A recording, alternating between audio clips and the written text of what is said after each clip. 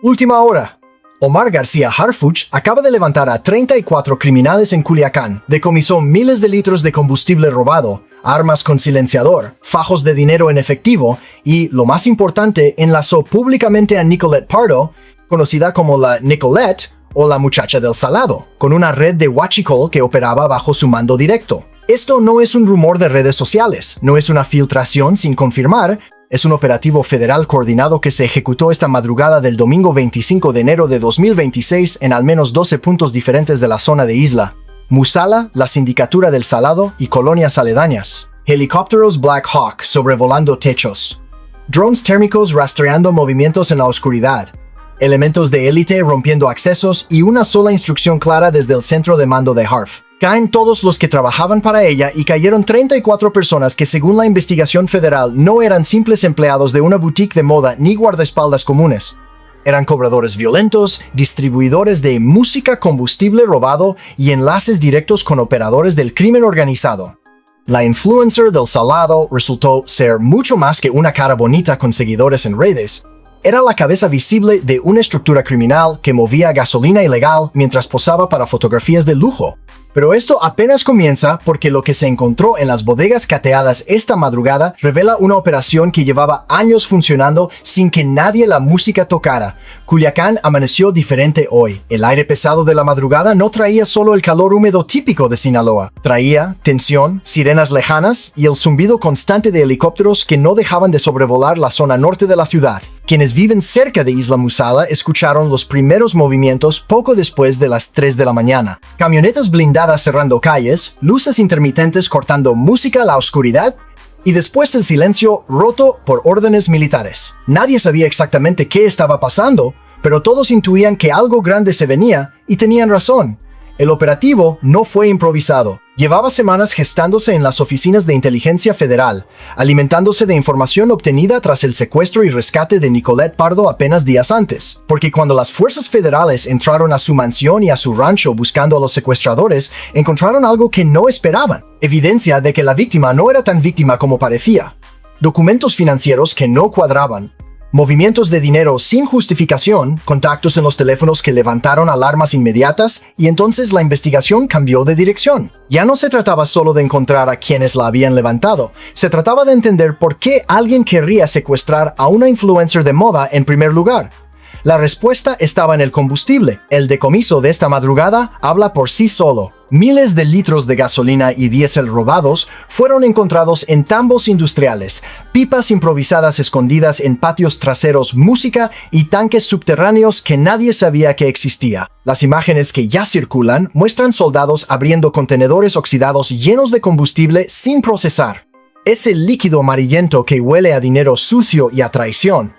Junto al combustible aparecieron las armas, pistolas con silenciador listas para intimidar, rifles compactos del tipo que usan los sicarios para trabajos rápidos y cajas de municiones suficientes para sostener música, una pequeña guerra. El dinero también estaba ahí. Fajos organizados en bolsas negras, billetes que según los primeros reportes, provienen de cobros de extorsión bajo el esquema de gota a gota música y de las ventas directas de combustible ilegal. Pero lo que realmente encendió las alarmas fueron música, los documentos, libretas con cuentas detalladas de operaciones de huachicol, nombres, fechas, cantidades, rutas de distribución y lo más grave, registros de pagos que confirman nexos con estructuras del cártel Jalisco Nueva Generación. La boutique de moda de Nicolette en Isla Musala no vendía solo ropa de diseñador. Era el centro de operaciones de una red criminal que usaba la imagen pública de su dueña como escudo perfecto. La inteligencia previa fue clave para este golpe. Tras el rescate de Nicolette y la destrucción de su Tesla Cybertruck, música durante el operativo anterior, los analistas de la Fiscalía General de la República, la Secretaría de la Defensa Nacional y la Secretaría de Seguridad y Protección Ciudadana comenzaron a cruzar información. Los teléfonos incautados en la mansión contenían mensajes que no tenían nada que ver con moda ni con colaboraciones de marcas. Había coordinaciones de entregas, instrucciones para cobros y amenazas veladas a comerciantes que se negaban a comprar combustible de la red. Los empleados formales de la boutique aparecían en esos chats no como vendedores de ropa, sino como operadores de campo. Gente que durante el día atendía clientes y durante la noche trasladaba tambos de gasolina robada o visitaba negocios para exigir pagos. Los guardaespaldas de Nicolette, esos que aparecían en sus fotos de Instagram como parte de su vida de lujo, resultaron ser mucho más que música, escoltas personales. Eran los encargados de la seguridad de las rutas de distribución, los que garantizaban que el combustible llegara a su destino sin problemas y los que se encargaban de los clientes difíciles. Todo estaba conectado, todo bajo el mando de una sola persona que sonreía para las cámaras música mientras su estructura criminal drenaba recursos del país. Y aquí es donde la historia cambia de nivel. Porque esto ya no es solo huachicol común, esto es una operación sofisticada que usaba una fachada perfecta para operar a plena luz del día. La boutique de Nicolette en Isla Musala era conocida en toda la zona. Mujeres de familias acomodadas compraban ahí. Influencers locales posaban en sus probadores y nadie sospechaba que detrás de los vestidos de diseñador y los accesorios importados se movían miles de litros de combustible robado. La estrategia era brillante en su perversidad. Una mujer joven, atractiva, con presencia en redes sociales y un negocio aparentemente legítimo. Nadie la investigaría, nadie sospecharía de ella, y durante años funcionó. Los registros encontrados sugieren que la red llevaba operando al menos desde 2022, coincidiendo con el momento en que Nicolette abrió su primera boutique y comenzó a ganar seguidores en redes sociales. Su ascenso como influencer y su crecimiento como empresaria ocurrieron al mismo tiempo que la red de huachicol expandía sus operaciones. No era coincidencia, era el plan. La intercepción de los 34 criminales se realizó de manera simultánea en múltiples puntos. Harf no quería darle tiempo a nadie de escapar ni de destruir evidencia.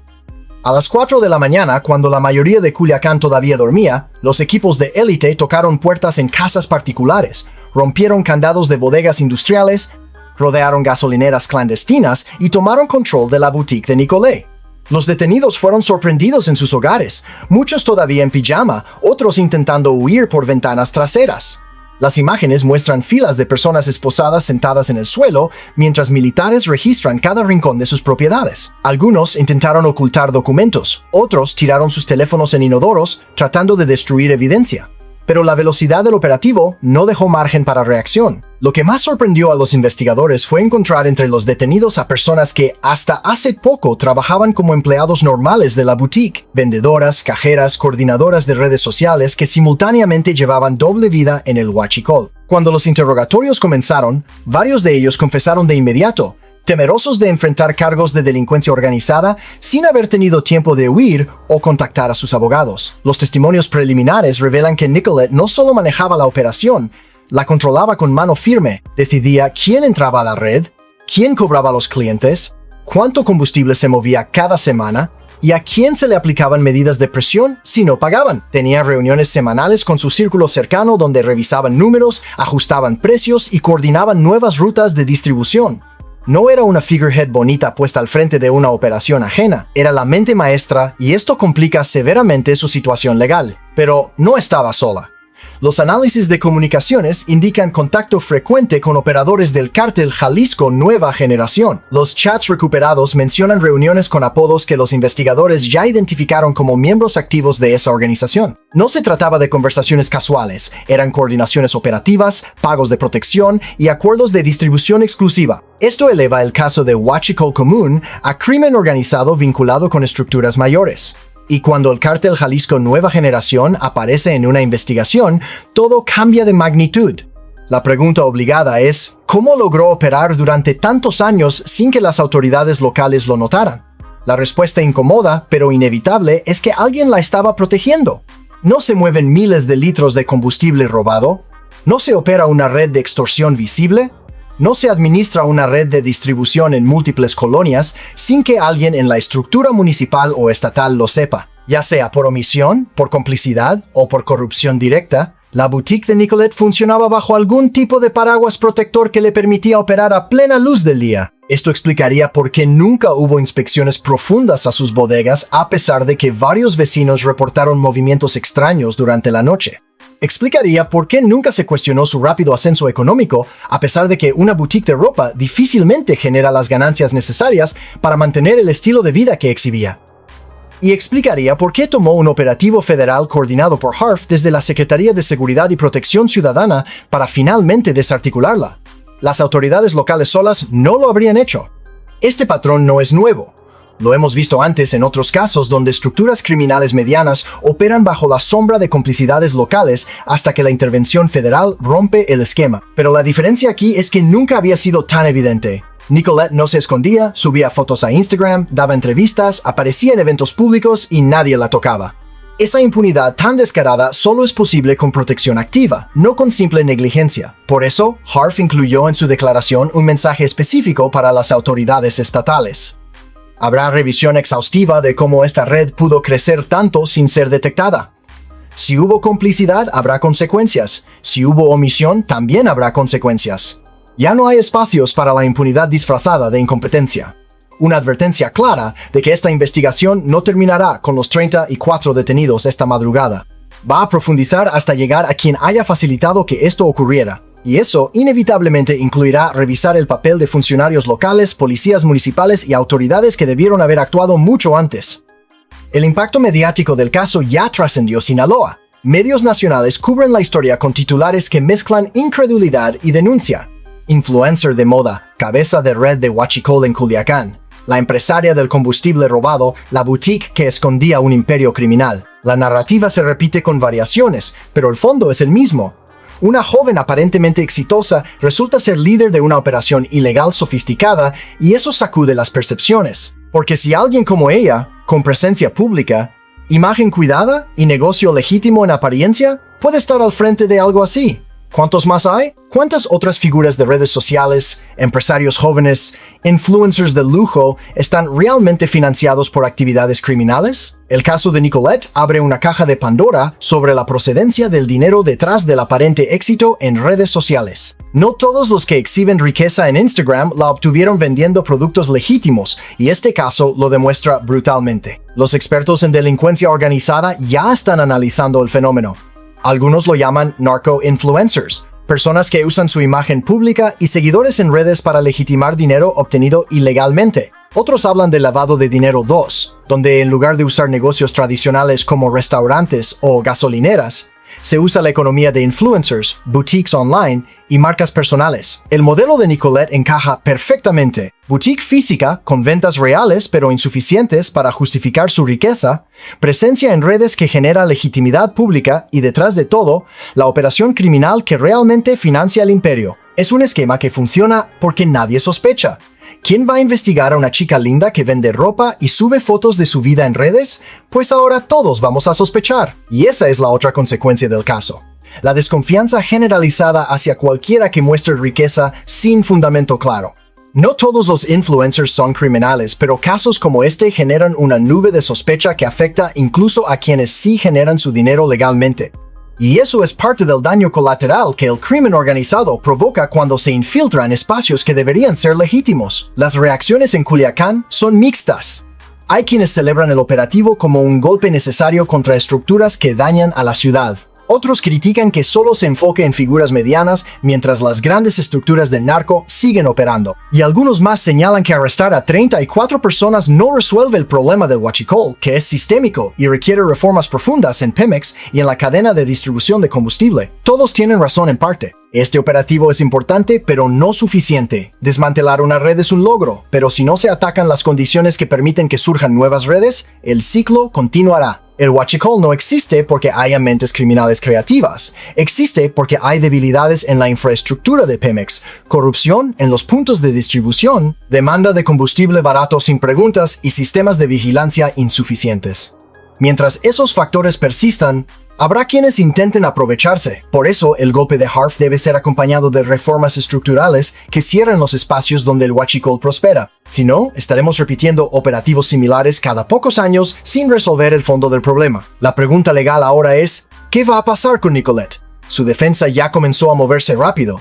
Sus abogados argumentan que ella es víctima de una campaña mediática que la condena antes del juicio, que no hay pruebas directas de que ella supiera de las actividades ilegales de sus empleados. que su boutique era un negocio legítimo y que si alguien usó sus instalaciones para mover combustible robado, fue sin su conocimiento. Es la estrategia esperada: negar todo, poner distancia entre ella y los actos criminales y esperar que la fiscalía no pueda probar participación directa.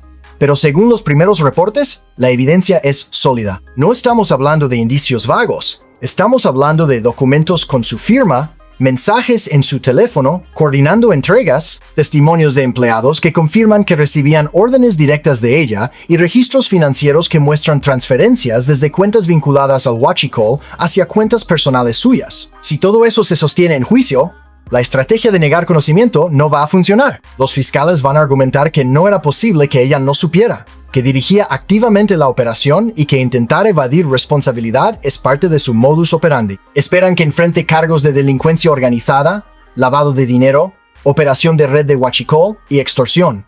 Una combinación de delitos que podría traducirse en décadas de prisión. Pero hay un factor adicional: la posible colaboración de los 34 detenidos. En casos de delincuencia organizada, es común que miembros de niveles inferiores negocien beneficios en sus sentencias a cambio de testimonios contra los líderes. Si varios de los arrestados deciden hablar, proporcionando detalles de cómo funcionaba la operación, quién daba órdenes, cómo se manejaba el dinero y quiénes eran los contactos externos, eso fortalecerá dramáticamente el caso contra Nicolette.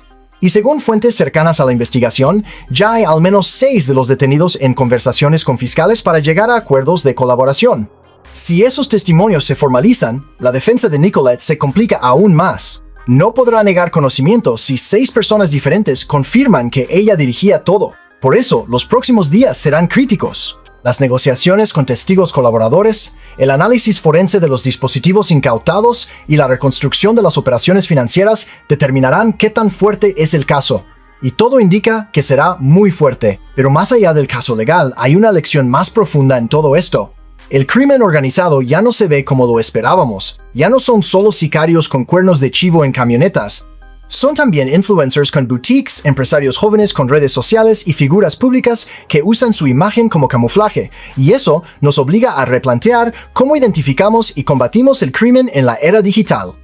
Las herramientas tradicionales de investigación funcionan, pero necesitan adaptarse. Ya no basta con vigilar gasolineras clandestinas en las afueras de la ciudad, hay que monitorear también las redes sociales, los negocios aparentemente legítimos y los patrones de enriquecimiento rápido sin fundamento claro.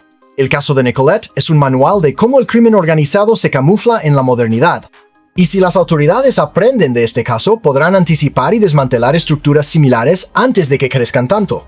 Porque una cosa es segura, Nicolette no es la única. Hay más figuras como ella operando en diferentes ciudades, con diferentes fachadas, usando el mismo modelo. Boutiques, gimnasios, agencias de publicidad, marcas de ropa, estudios de tatuajes. Cualquier negocio que permita justificar ingresos sin levantar sospechas puede ser usado para lavar dinero del crimen organizado. Y mientras más joven y atractiva sea la persona al frente, menos sospechas genera. Es un modelo perverso pero efectivo, y por eso debemos estar atentos. El operativo de esta madrugada también envía un mensaje a otras estructuras criminales que operan bajo modelos similares. Harf y el gobierno federal están dispuestos a ir tras cualquiera, sin importar su imagen pública. No hay protección en la fama de redes sociales, no hay inmunidad en ser influencer. Si hay evidencia de actividad criminal, habrá consecuencias. Eso es importante porque durante años hubo una percepción de que ciertas figuras públicas eran intocables, ya sea por conexiones políticas, por su capital social o simplemente porque nadie se atrevía a enfrentarlos. Este caso rompe esa percepción. Nadie está por encima de la ley y eso debe quedar claro. El problema es que para que ese mensaje se sostenga, no puede ser un caso aislado. Necesita ser parte de una estrategia consistente donde estructuras criminales camufladas como negocios legítimos sean identificadas y desmanteladas regularmente. Si este operativo queda como un evento único sin seguimiento, el mensaje se diluye. Pero si en los próximos meses vemos casos similares en otras ciudades, entonces sabremos que hay una estrategia nacional real para combatir este tipo de criminalidad. Y aquí es donde entra el papel de la ciudadanía, porque las autoridades no pueden estar en todos lados. Necesitan información, necesitan denuncias, necesitan que la gente deje de normalizar la riqueza inexplicable de sus vecinos o conocidos. ¿Cuántas veces hemos visto a alguien de nuestra colonia pasar de tener nada a tener todo en cuestión de meses y simplemente asumimos que tuvo suerte o que le fue bien en algún negocio sin preguntar más? Esa complacencia social es parte del problema. Si realmente queremos combatir el crimen organizado, tenemos que dejar de admirar la riqueza sin cuestionarla. Tenemos que empezar a preguntar de dónde viene el dinero, cómo se genera y si tiene fundamento real. Y cuando algo no cuadre, denunciar. No estoy diciendo que nos convirtamos en delatores paranoicos que sospechan de todo el mundo, pero sí que desarrollemos un sentido crítico sobre lo que vemos. Si alguien abre una boutique en un barrio y de pronto tiene 3 camionetas de lujo, viaja cada mes a Miami y exhibe joyas carísimas sin que las ventas de la boutique justifiquen ese nivel de ingresos, algo no cuadra. Y en lugar de aplaudir su éxito, deberíamos estar preguntándonos cómo es posible. Esa es la diferencia entre ser cómplices pasivos y ser ciudadanos responsables que no permiten que el crimen se normalice. El caso de Nicolette también expone cómo las redes sociales pueden ser usadas como herramienta de legitimación criminal. Cada foto de lujo, cada viaje documentado, cada outfit caro exhibido en Instagram no era solo vanidad personal, era parte de una estrategia para construir una imagen de éxito que distraía de la realidad. Mientras más seguidores tenía, más legítima parecía. Mientras más colaboraciones con marcas conseguía, más creíble era su historia de empresaria exitosa. Y mientras tanto, la operación criminal seguía funcionando bajo esa fachada.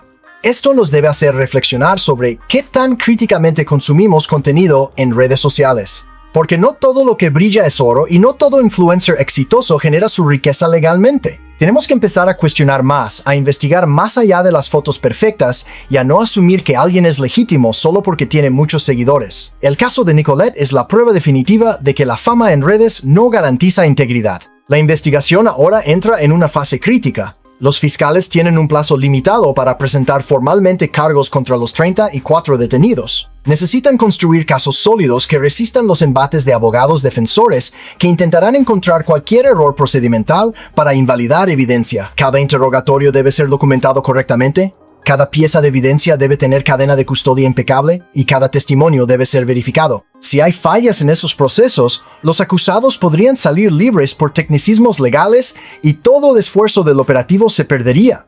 Por eso Harf insiste en que todo se haga apegado a la ley. No quiere victorias mediáticas que se desmoronen en los tribunales. Quiere sentencias firmes que manden un mensaje claro. El crimen tiene consecuencias reales y permanentes.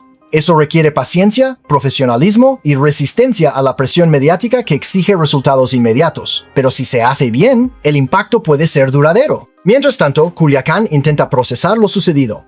Para muchos habitantes de la zona, Nicolette era una figura conocida. La veían pasar en sus camionetas, compraban en su boutique, seguían sus redes sociales. Ahora tienen que reconciliar esa imagen con la realidad de que era cabeza de una red criminal. Es un proceso difícil porque rompe la percepción de que el crimen organizado siempre viene de fuera, de figuras oscuras sin rostro que operan desde las sombras. Resulta que también viene de dentro, de personas que conocemos, que vemos en la calle, que hasta admiramos. Y eso es más perturbador porque elimina la distancia psicológica que nos hace sentir seguros. Si Nicolette, con su boutique y sus fotos en Instagram, era criminal, ¿quién más lo es? Esa pregunta va a resonar en la ciudad durante mucho tiempo. Y tal vez esa incomodidad sea necesaria. Tal vez necesitamos sacudirnos de la complacencia y empezar a ver con ojos críticos lo que sucede a nuestro alrededor. El futuro del caso dependerá en gran medida de cómo se desarrollen los próximos días. Si los testimonios de los detenidos confirman lo que la evidencia sugiere, Nicolette enfrentará un juicio largo y complejo. Si los fiscales logran demostrar sus vínculos con el cártel Jalisco Nueva Generación, el caso escalará a niveles federales más altos y podría abrir investigaciones sobre redes más amplias. Y si las autoridades locales resultan involucradas en proteger la operación, habrá consecuencias políticas que sacudirán Sinaloa. Todo está conectado, y todo depende de que la investigación siga su curso sin interferencias externas. Harf ha demostrado tener la voluntad política para llegar hasta las últimas consecuencias. Ahora necesita que el sistema judicial respalde esa voluntad con sentencias firmes, porque operativos exitosos sin condenas firmes al final solo generan frustración y sensación de impunidad. El ciclo tiene que cerrarse completamente para que el mensaje tenga impacto real. Y llegamos al punto donde tenemos que preguntarnos qué significa todo esto más allá de Culiacán, porque este no es un caso aislado de una ciudad específica. Es sintomático de un fenómeno nacional donde el crimen organizado ha aprendido a adaptarse, a camuflarse y a operar bajo fachadas cada vez más sofisticadas. La boutique de Nicolette en Isla Musala podría estar replicada en docenas de ciudades con diferentes nombres, diferentes rostros, pero el mismo modelo. Empresas aparentemente legítimas que sirven de frente para operaciones criminales, influencers que usan su imagen para lavar dinero y redes de extorsión que operan bajo la apariencia de negocios normales. Si no atacamos el fenómeno de manera sistémica, seguiremos jugando al gato y el ratón con estructuras que se regeneran tan rápido como las desmantelamos. Necesitamos estrategias de prevención que dificulten la creación de estas estructuras, no solo estrategias de reacción que las desmantelen después de que ya crecieron. Eso significa reformas en cómo Pemex protege su infraestructura de combustible, en cómo se regulan negocios que pueden servir de fachada, en cómo se monitorean patrones de enriquecimiento inexplicable y en cómo se coordina la inteligencia entre diferentes niveles de gobierno. El caso también plantea preguntas sobre el papel de las redes sociales en todo esto. ¿Tienen las plataformas como Instagram alguna responsabilidad en vigilar cuentas que exhiben riqueza inexplicable que podría estar vinculada a actividades criminales? ¿Legalmente? Probablemente no. Pero éticamente hay un debate válido sobre si deberían hacer más para identificar y reportar comportamientos sospechosos. Si un usuario de 25 años sin historial laboral visible de pronto exhibe lujos incompatibles con cualquier ingreso legítimo, eso debería generar al menos una bandera interna. No estoy sugiriendo que las plataformas se conviertan en policías del contenido, pero sí que colaboren más activamente con autoridades cuando hay indicios claros de que algo no cuadra. El problema es que eso chocaría con los modelos de negocio de estas plataformas, que dependen de mantener a sus usuarios creando contenido sin restricciones. Pero, en algún momento, tendremos que tener esa conversación difícil sobre los límites de la libertad de expresión digital, cuando esa libertad se usa para promover y normalizar la riqueza de origen criminal. Otro aspecto crítico es el mensaje que este caso envía a jóvenes que aspiran a tener éxito en redes sociales. Durante años, Nicolette fue vista como un ejemplo de emprendimiento exitoso. Una joven que construyó una marca personal, abrió su propio negocio y logró vivir del mundo digital. Era inspiración para miles de chicas que soñaban con hacer lo mismo. Ahora resulta que todo era mentira, que su éxito estaba financiado por combustible robado y extorsión. Eso genera un efecto devastador en quienes la admiraban porque rompe la narrativa del esfuerzo y el trabajo duro. Les dice que el éxito que veían era trampa, que no era posible lograrlo de manera legítima y que tal vez ellas también necesitan buscar atajos. Ese es uno de los daños más profundos del crimen organizado. No solo daña a sus víctimas directas, daña la percepción colectiva de lo que es posible lograr honestamente. Y cuando una generación entera crece con esa percepción distorsionada, las consecuencias a largo plazo son catastróficas.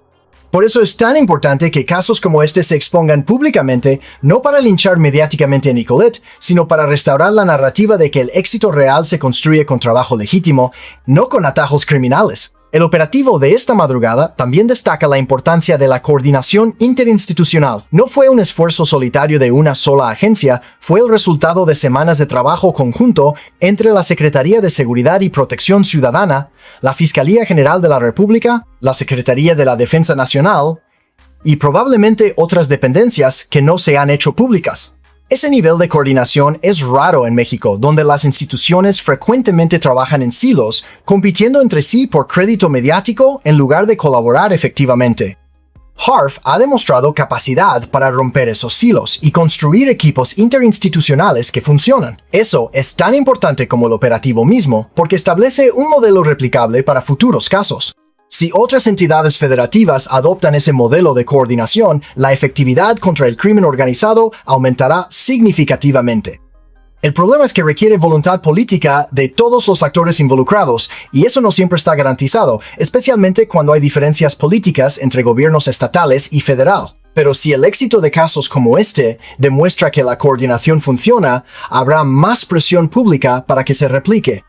El impacto económico del huachicoleo también merece atención. Cada litro de combustible robado es un litro que Pemex no puede vender, lo que se traduce en pérdidas millonarias anuales. Esas pérdidas las terminamos pagando todos los mexicanos a través de precios más altos en gasolina y presupuestos públicos reducidos para otros servicios. El huachicol no es un crimen sin víctimas, nos afecta directamente a todos. Por eso, desmantelar redes como la de Nicolette no es solo una cuestión de justicia, es una cuestión de salud económica nacional. Y si multiplicamos el impacto de esta red por todas las redes similares que operan en el país, estamos hablando de daños económicos equivalentes a varios puntos del PIB. Son recursos que podrían estar financiando escuelas, hospitales, carreteras, pero en lugar de eso se van a los bolsillos de criminales. Esa es otra razón por la que este caso importa más allá de Culiacán, porque expone un problema que nos afecta a todos independientemente de dónde vivamos. También es importante señalar que el huachicol no solo es robo de combustible, es un ecosistema criminal completo que incluye extorsión, intimidación, violencia y corrupción. Las gasolineras que compraban combustible robado de la red de Nicolette no lo hacían voluntariamente en muchos casos. Eran presionadas, amenazadas o simplemente no tenían opción porque las alternativas legales eran más caras o inaccesibles. Eso convierte a muchos comerciantes en víctimas colaterales de un sistema que los atrapa entre cumplir la ley y sobrevivir económicamente. Desmantelar la red libera a esas víctimas de esa presión, pero también deja un vacío que necesita ser llenado con opciones legítimas. Si no hay acceso a combustible legal a precios razonables, el huachicol regresará con otros actores. Por eso, el combate al huachicol tiene que incluir reformas que hagan innecesario recurrir al combustible robado. Eso significa mejorar la distribución de Pemex, aumentar la vigilancia en ductos, facilitar el acceso a combustible legal para comerciantes pequeños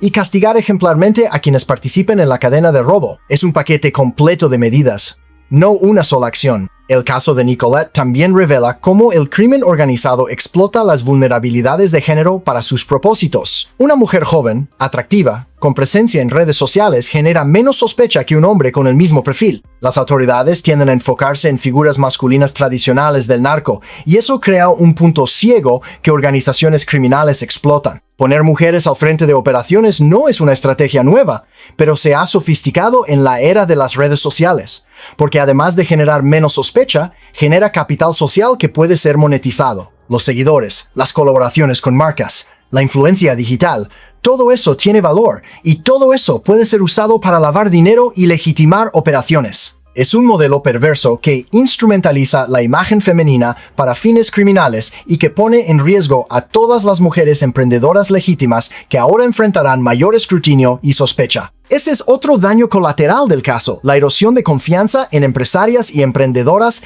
que realmente están construyendo negocios legítimos. La respuesta de las autoridades estatales de Sinaloa será crucial en los próximos días. Hasta ahora han guardado silencio, dejando que Harf y el gobierno federal lleven la narrativa.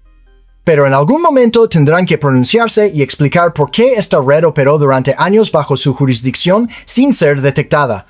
Las preguntas son inevitables. ¿Hubo complicidad? ¿Hubo negligencia? ¿Hubo corrupción? Y si la respuesta a cualquiera de esas preguntas es sí, tiene que haber consecuencias.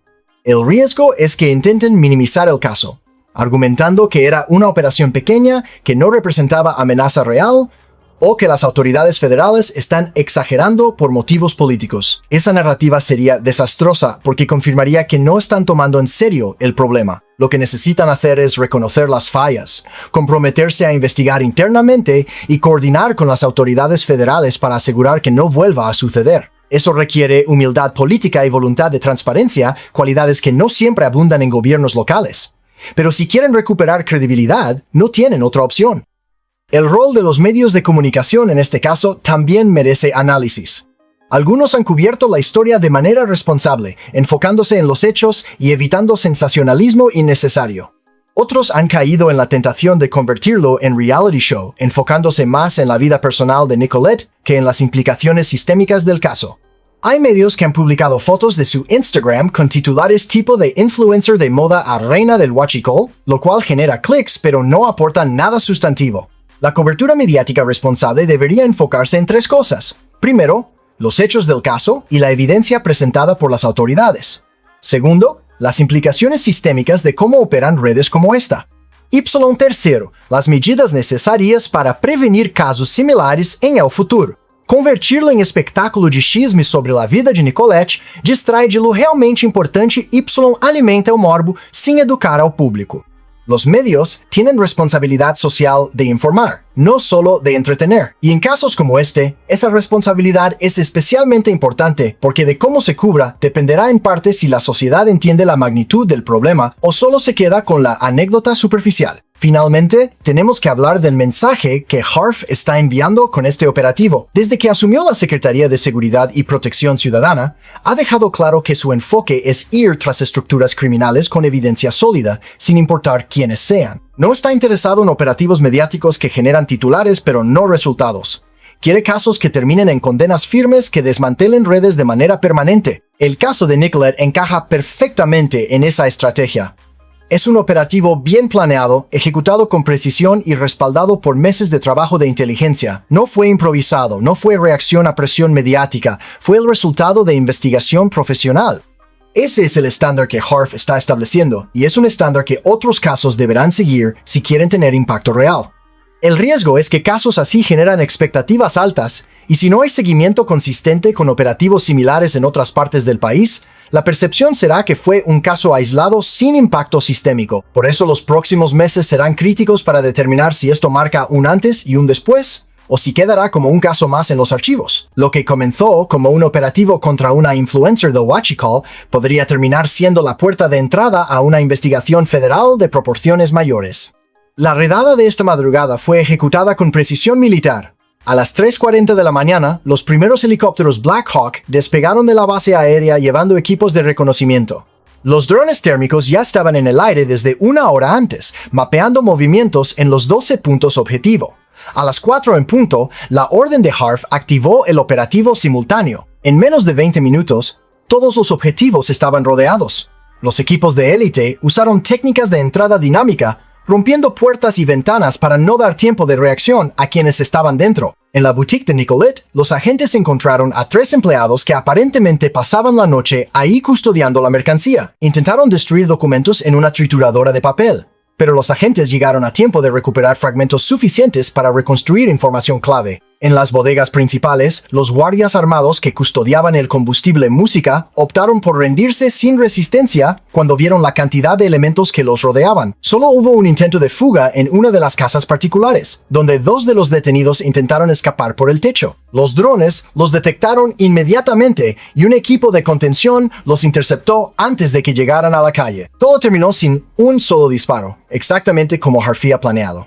Los documentos recuperados durante el operativo ya están siendo analizados por equipos especializados. Además de la libreta negra de contabilidad, se encontraron contratos de arrendamiento de las bodegas bajo nombres falsos, facturas de compra de equipo de trasvase, registros de mantenimiento de vehículos y algo particularmente valioso, un disco duro externo con respaldos de comunicaciones que Nicolet creía borradas. Los técnicos forenses están trabajando en descifrar archivos protegidos con contraseña que podrían contener información sobre los niveles superiores de la red. También se recuperaron grabaciones de audio que aparentemente Nicolet hacía de sus conversaciones con contactos importantes, quizás como seguro en caso de que alguien intentara traicionarla. Si esas grabaciones contienen lo que los investigadores sospechan, el caso podría escalar rápidamente hacia figuras que hasta ahora nadie imaginaba involucradas. El estallido en redes sociales ha sido inmediato y masivo.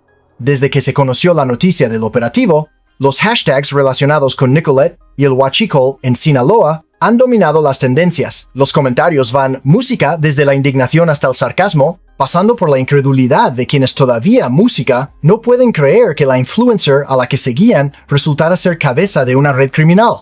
Siempre supe que tanto lujo no podía ser solo de vender ropa, escribe una usuaria. Mientras nosotros batallando para pagar la gasolina, ella se la robaba al país, dice otro. También hay quienes la defienden argumentando que hasta no haber sentencia firme no se puede afirmar nada, pero son minoría frente a la ola de condena generalizada. Lo que más ha impactado a la opinión pública es el contraste entre la imagen que Nicolet proyectaba y la realidad de sus actividades. Era el ejemplo perfecto de éxito joven en redes sociales. La emprendedora que había construido un imperio de la moda con esfuerzo y creatividad. Ahora resulta que ese imperio estaba construido sobre combustible robado y extorsión. La decepción es casi tan grande como el enojo.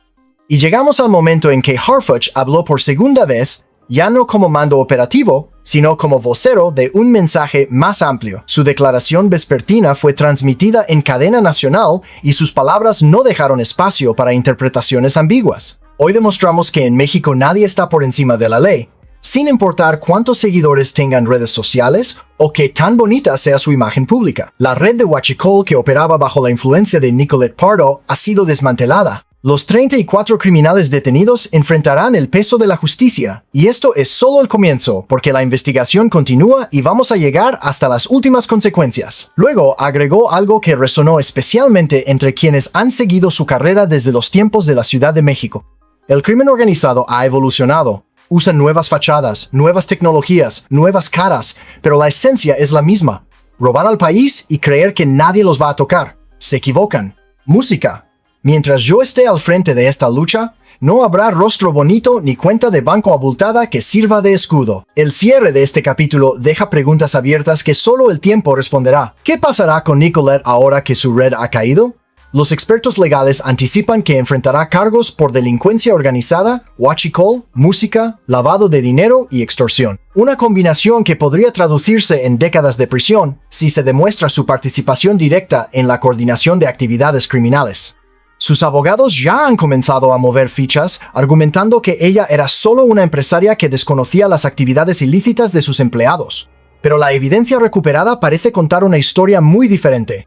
Los 34 detenidos serán procesados individualmente y varios de ellos ya están negociando colaboración con las autoridades a cambio de beneficios en sus sentencias. Lo que revelen en los próximos días podría ser determinante para cerrar el cerco no solo Nicolette, sino sobre las estructuras mayores que la protegían. Pero más allá del caso específico, lo que queda es una reflexión sobre lo que este episodio nos dice como sociedad. Vivimos en un país donde una influencer puede operar una red de huachicol durante años sin que nadie sospeche, donde la imagen pública sirve de escudo perfecto para el crimen, y donde miles de familias pagan el precio de la impunidad cada vez que llenan el tanque de sus vehículos. El golpe de esta madrugada es importante, pero no puede ser el final, sino el principio de algo más grande. Necesitamos sistemas que detecten estas operaciones antes de que crezcan tanto autoridades locales que no miren hacia otro lado y una sociedad que exija cuentas sin importar quién sea el acusado. Porque mientras sigamos admirando el lujo sin preguntar de dónde viene, mientras sigamos aplaudiendo el éxito sin cuestionar su origen,